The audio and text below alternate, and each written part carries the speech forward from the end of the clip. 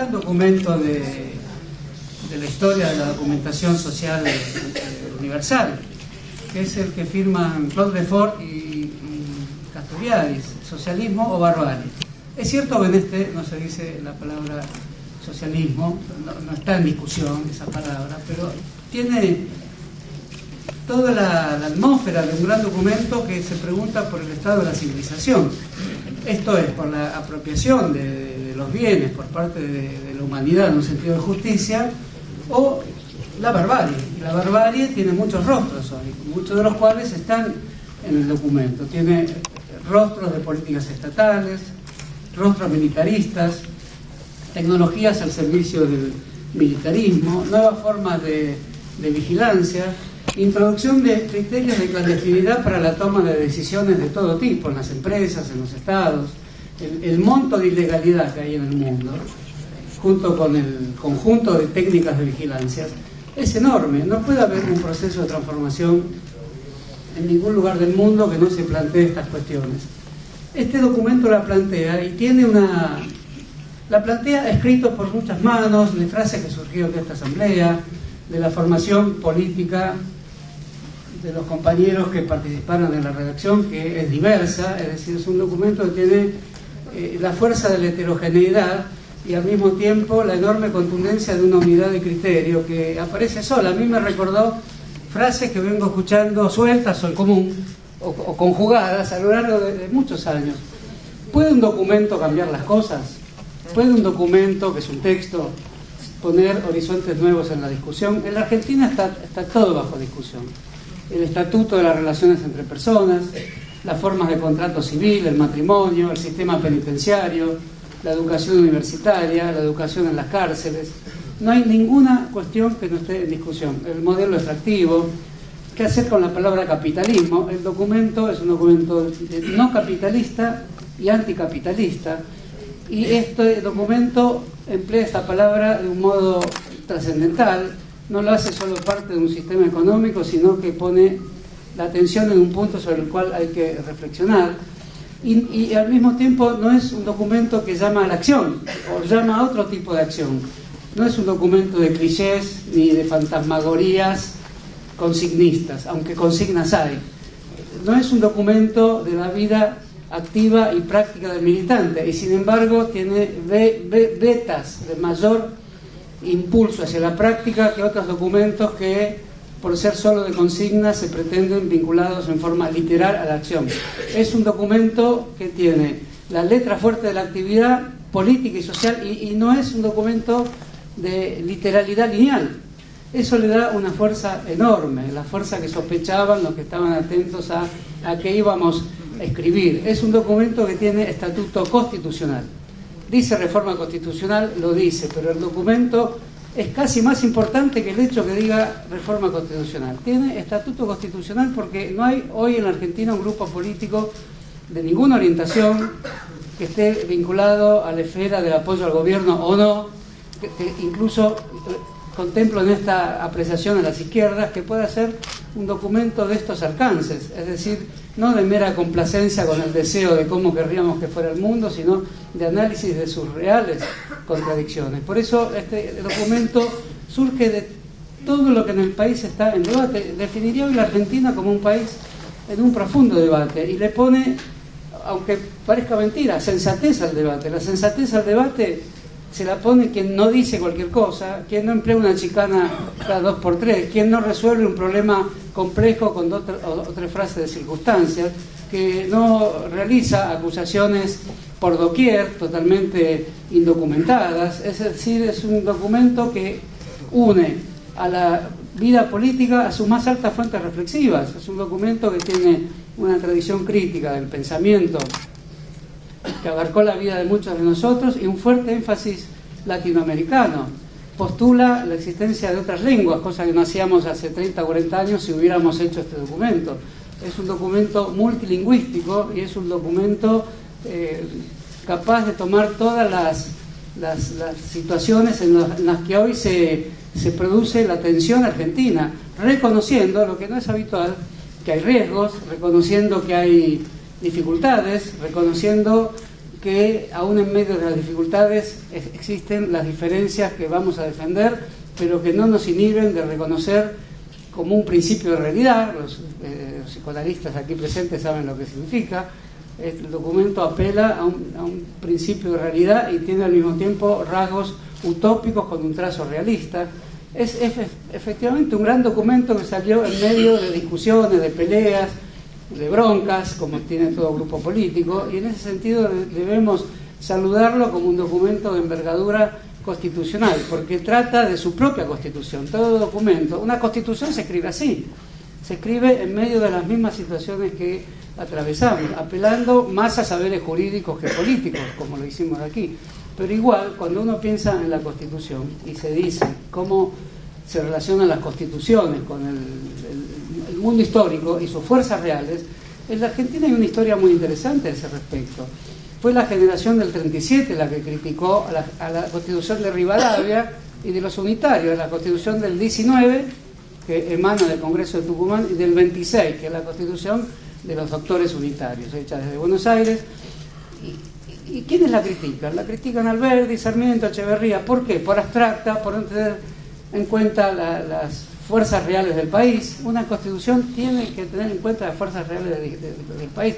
Nuestra discusión es con aquellos que también ponen instancias constitucionales en sus debates y reconocen las fuerzas reales del país. La Constitución del 53 emana de una fuerza real del país, emana de una batalla de tiempos totalmente tormentosos. Buenos Aires estaba escindida de la Confederación, es la Constitución de Paraná. Buenos Aires se incorpora en los años 60 recién a esta Constitución, de modo que la Constitución no es sino una instancia superior de todos los debates que en un país se están haciendo mal. Nuestro documento tiene estatuto constitucional porque es el resumen de todos los debates que queremos que se hagan bien. Y en el hacerse bien implica el respeto con lo que debatimos, que no siempre existe en la viceversa. No siempre somos respetados, se publican noticias de toda índole, se dice lo que se quiere decir en el sentido más agresivo de la expresión política. No seamos así. Este documento revela que además no somos así y este documento lo prueba. Digo una cosita más sobre el estatuto constitucional, lo que es un estatuto constitucional. La Constitución de 1853 es una constitución que se alía a las fuerzas productivas mundiales, a la inmigración. Tiene elementos que debemos seguir discutiendo. Hay el típico énfasis de una constitución que surge cuando una época ha terminado. Alberdi juzga que la época ha terminado y la llama la época donde se constituyó la gloria militar. Alberdi era muy atrevido, quiere hacer una constitución que no esté fundamentada en la gloria militar, y lo incluye a San Martín en eso, aunque después tiene un cierto arrepentimiento. Es decir, quiere dejar atrás esa época en nombre de una época productivista, la época del arado, la época de los cables submarinos, la época de los grandes navíos, que ya eran navíos de vapor. Todo eso sería otra épica, la épica industrial. Ese fue un error de Alberdi, me parece, pero al mismo tiempo escribe grandes párrafos de la Constitución en las bases que después son tomados en la Constitución. Primera cuestión para pensar en la instancia constitucional argentina: respetar el modo en que se hizo esa Constitución en relación a los modos de fuerza bajo los cuales se constituyó. Pasó más o menos lo mismo en la Constitución del 49. También se juzgó que se terminaba un ciclo y se aliaba a nuevas fuerzas sociales, a fuerzas sindicales, a nuevos tipos de derechos.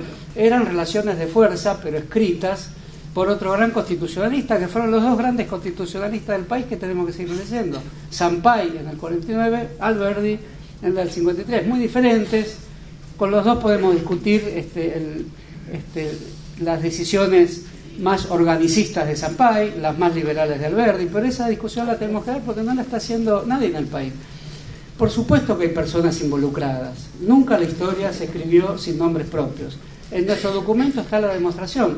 Hay alegorías y metáforas, pero muchos nombres propios, más que en ninguno de los demás documentos que escribimos. Y no están los nombres propios en forma adulatoria, en forma de construcción el discurso de la aceptación acrítica de todo lo que se dice. Por el contrario, es un documento que ni dice que es crítico, pero está hecho bajo la forma de la crítica, la autocrítica, la autorreflexión. Bueno, la Constitución del 49 tiene dos grandes artículos, 39 y el 40, que son los que hoy están en discusión, y están en discusión a nivel de códigos. La discusión constitucional argentina se está haciendo a través de los códigos. ¿Cuáles son esos artículos? Los que declaran de propiedad pública o de interés nacional todo el subsuelo del país. Por lo tanto, involucra absolutamente la discusión de YPF. No hay YPF si no se abre nuevamente esa discusión, y esa discusión solo puede tener estatuto constitucional. La Constitución de 1957, aunque fracasada, surgió del mismo tema. Surge de una batalla, surge de bombardeos, de juego de fuerzas y del deseo de declarar terminada la época anterior, que había declarado terminada la época anterior. Todas estas cosas están en los grandes tratados, no constitucionalistas, sino en las grandes percepciones de los pensadores de la política, como Maquiavelo. Una época trata de borrar la época anterior y conservar lo mejor de ella. En algún lugar lo dice Maquiavelo, eso más duro de como lo digo yo. El artículo 14 bis de la Constitución del 57 es un gran artículo, es un artículo de derechos públicos y declara el derecho de huelga, que la del 49 no lo tenía. Eso hay que decirlo también, porque si no, no estaríamos pensando la nueva época. Y esa Constitución no se pudo reformar porque ya desde ese tiempo las fuerzas de la Revolución Libertadora, así llamadas, se comenzaron a escindir. Socialistas, comunistas, militantes de la resistencia peronista, militantes que habían tomado las armas contra el gobierno peronista, que comenzaban a hacer una tímida reflexión sobre lo que habían hecho. Esto es lo que es una Constitución también, una porción de personas que toman decisiones de cierto tipo y se comienzan a preguntar una década después, ¿qué habremos hecho? Es una pregunta que está en la Biblia y en todos los manuales laicos de la vida política. Por eso nosotros estamos en esta situación. Los que no se preguntan qué habremos hecho, nos ven como bichos raros que nos preguntamos todo el día qué habremos hecho, para escribir lo que escribimos, para decir lo que estamos diciendo. Es el grupo con más autorreflexión en la Argentina. Por eso cualquier otro indicio constitucional que aparezca ahora, con las connotaciones que tenga, y este documento lo tiene. Por eso, ningún diario, por más que sea un diario donde hay amigos, publica 4 páginas de un documento con letra chica. Es la antilectura, desde el punto de vista del lector técnico. Desde el punto de vista del lector político, es una gran lectura, porque por suerte, si la civilización no se acaba, es porque además de grandes tecnologías hay grandes textos, que se le parecen en muchos, son el alimento real de la vida en sociedades dramáticas y conflictivas, los textos y las tecnologías. Entonces, en ese sentido me parece que el texto tiene una fuerza emocionante. ¿Cuándo emociona un texto? Cuando tiene piezas sentimentales, cuando dice pasos de comedia. No es así. Un texto emociona cuando su arquitectura conceptual tiene los rastros de esta preocupación por lo que habremos hecho, por los errores que pudimos haber cometido y por el anuncio del trazado de una nueva época. Se dirá, como a mí me dijeron varias personas, incluso algunos taxistas, justo ahora se les ocurre esto, ahora que la cosa está como está. ¿Qué dice el documento? Que la cosa está como está. En ningún momento da una versión endulzada de los acontecimientos. En ningún momento dice que no hay riesgo, que todo está bien, que esto es una marcha constante de unas cabalgaduras que marchan dirigidas por el Eternauta hacia la consumación final de la historia. Nunca dijimos eso, y en el enorme respeto que tenemos al Eternauta. Entonces, como nunca dijimos eso, se dice hasta lo contrario. Es un documento que tiene muchas alertas, es un documento que debería leer nuestro gobierno y empezar a subrayarlo.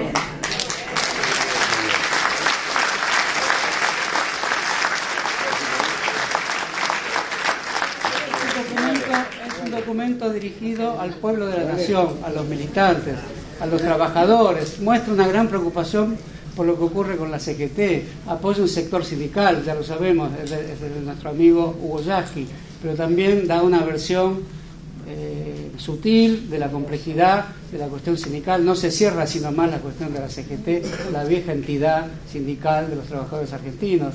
El documento no la cierra, da menciones, impone caminos. Por eso es un evento que lo tienen que leer todos. Es un documento hecho para nuestros lectores. Incluyo en esto también a la Presidenta de la República. Nada.